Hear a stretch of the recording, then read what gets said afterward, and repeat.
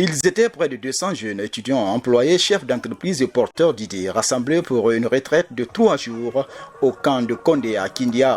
Une immersion intense placée sous le signe du leadership, de la gestion financière et de la gestion du projet. Initiée par Everest Holding en partenariat avec la société de consulting et de communication SCC, cette 5e édition du Leadership Cannes 2025 à Condéa s'inscrit dans le cadre du mois de l'entrepreneur africain.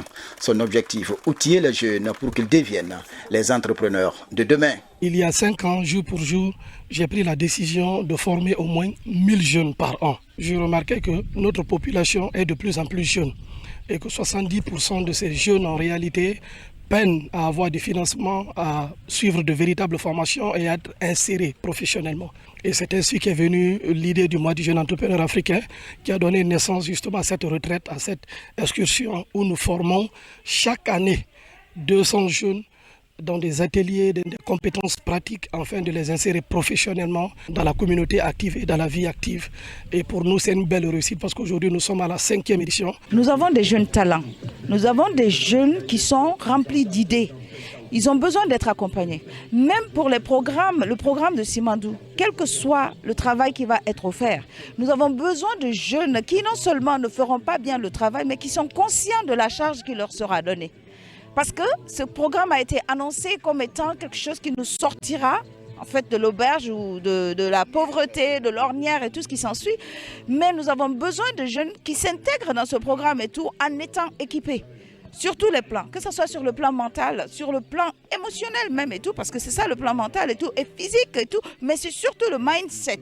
La formation se veut résolument pratique. Au-delà des compétences techniques, le programme met l'accent sur le développement personnel, discipline, esprit d'équipe, mais aussi culture du pardon sont cultivés à travers des exercices physiques et des sessions de réflexion. Ces personnes que nous avons formées, que nous avons transformées, vont faire un impact à la sortie.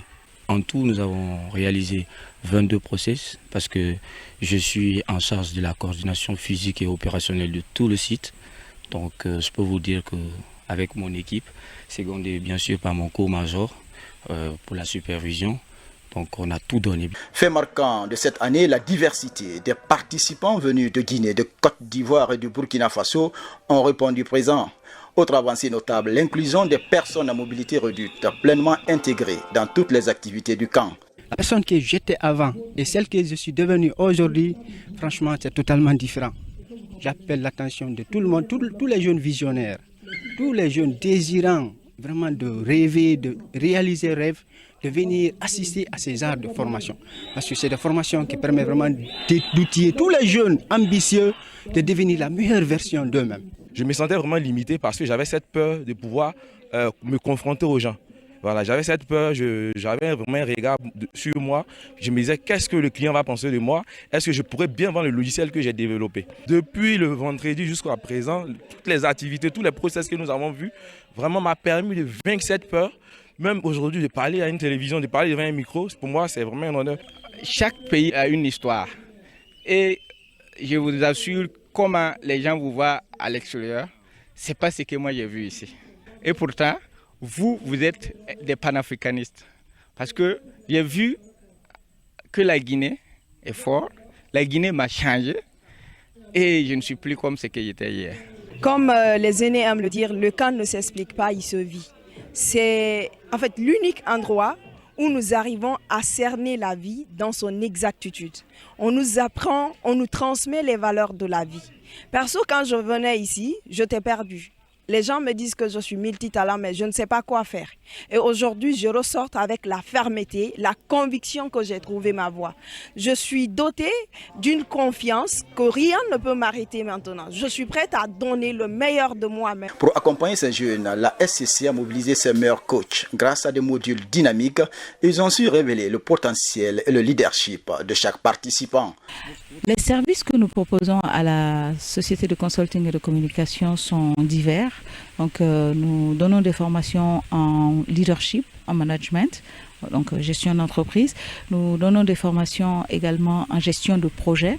Nous donnons des formations en gestion financière parce que c'est très important également. Et surtout, nous essayons d'aider les entreprises ou les clients que nous avons à se rendre plus visibles. Donc la communication stratégique. Le message que je peux lancer à tous les jeunes aujourd'hui réticents, c'est de les faire comprendre qu'il y a la possibilité de réussir en Guinée. Il y a la possibilité de grandir en Guinée et il y a la possibilité réellement de s'en sortir.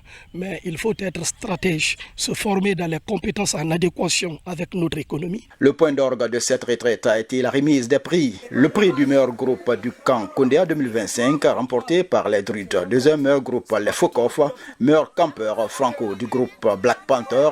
Deuxième meilleure campeuse Dame Fatoumata Binta. Prix and service est remporté par Justin.